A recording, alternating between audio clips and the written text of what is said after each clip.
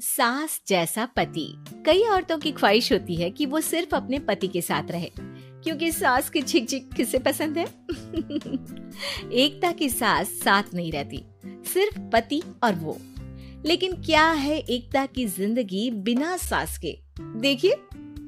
अरे एकता, क्या है रोज लेट उठती हो?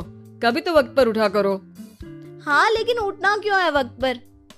8 बजे तो उठ जाती हूँ मैं। देखो एकता, ये नहीं चलेगा। सुबह 6 बजे उठा करो। खाने में थोड़ी वैरायटी बनाओ और घर को साफ सुथरा रखो ना। अरे, जो मुंह में आ रहा है बोले जा रहे हो। क्या मेरा घर गंदा रहता है? कितना साफ रखती हूँ। खाने में भी हमेशा मैंने अच्छी चीजें बनाई है। अब फिर ये 6 बजे उठने की जिद क्यों? देखो, मैं नहीं जानता, बस 7 बजे तक घर के मंदिर में दिया जल जाना चाहिए। एकता बेचारी करती भी क्या, पति की बात माननी भी तो जरूरी होती है।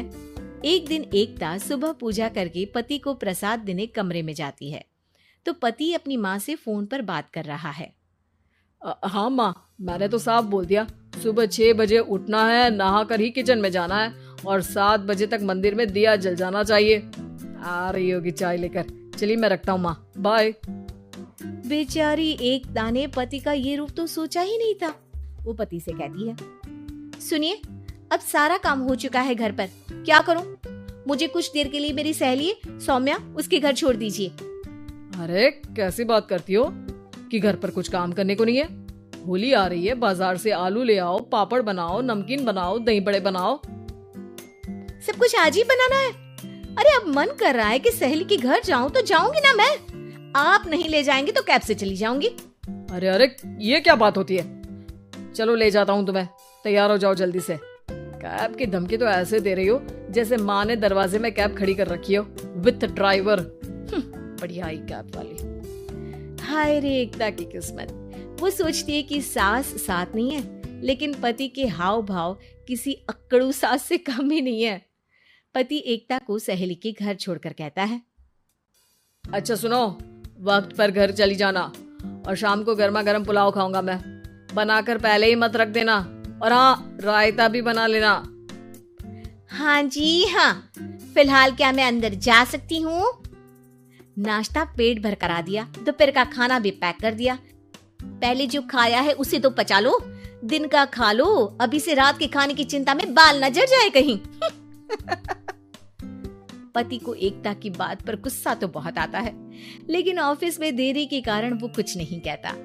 एकता सहेली के पास जाती है, जहाँ सास बहू बैठकर गप्पे लड़ा रही होती है। हाय सौम्या, नमस्ते आंटी जी। अरे वाह एकता बेटा, बड़े समय बाद देखी, कैसी हो? अच्छी हूँ आंटी जी। घर का सारा काम हो गया था, बोर हो रही थी, सोचा सौम्या से मिलती चलूं। हाँ बच्चों, तुम लोग बैठकर गप्पे लड़ाओ, मैं तुम लोगों के लिए नाश्ते पानी का इंतजाम करती हूँ। सास ये बोलकर किचन में चली जाती है। अरे एकता, कैसे आना हुआ? थोड़ी परेशान सी भी लग रही है, सब ठीक तो है ना? अरे यार, कहाँ ठीक हूँ, ना सोने मिलता है, ना अपने मन का कोई काम करने मिलता है।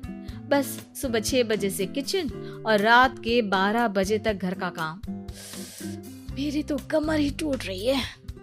अरे क्यों मजाक कर रही है? तेरे तो मजे हैं, अकेली रहती है पति के साथ, न कोई सास न ससुर, न आस पड़ोस से मतलब। हम लोगों की सोच जॉइंट फैमिली है, कितनी परेशानी होती है। अरे रहने देना, वो तो दिख रहा है कि कितनी परेशान है तू। सास किचन का काम कर रही है और तू सहेली से गप्पे। ऐसा कहाँ होता है यार।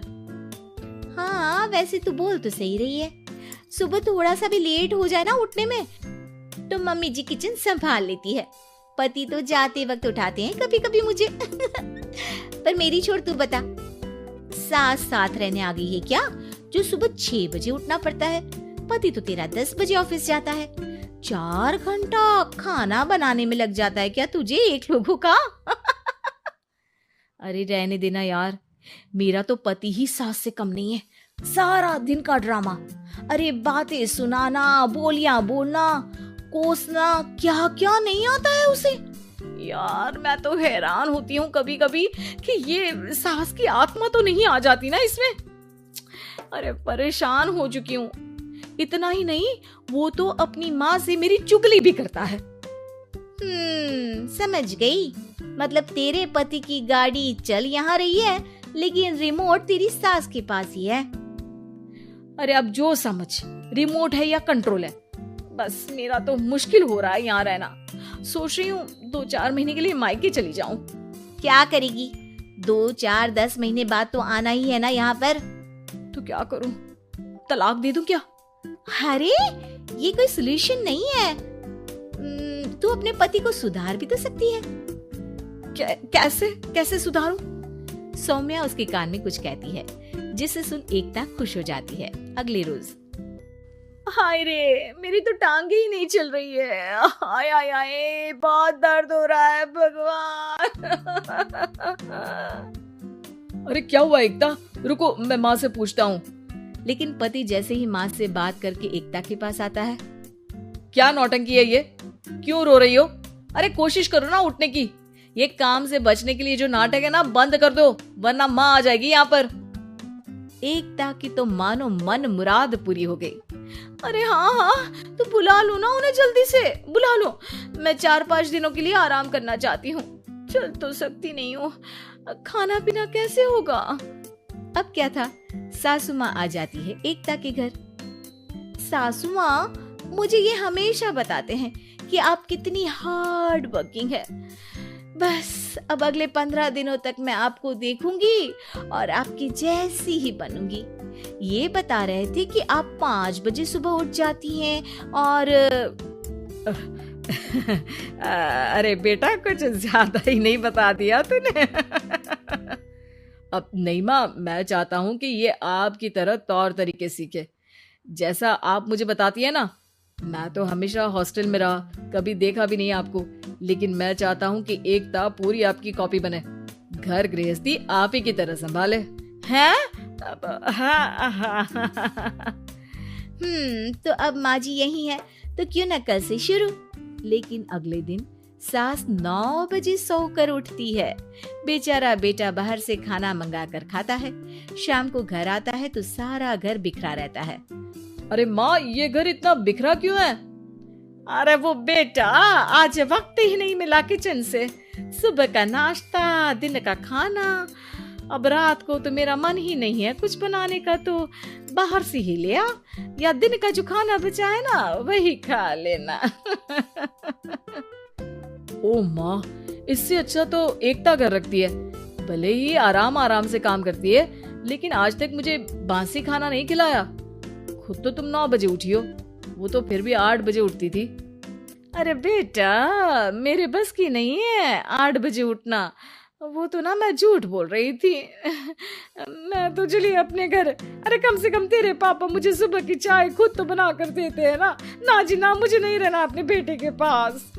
ये बोलकर सासू माँ चली जाती है अपने घर और एकता की लाइफ फिर से सेट हो जाती है बहुत अच्छी तरह।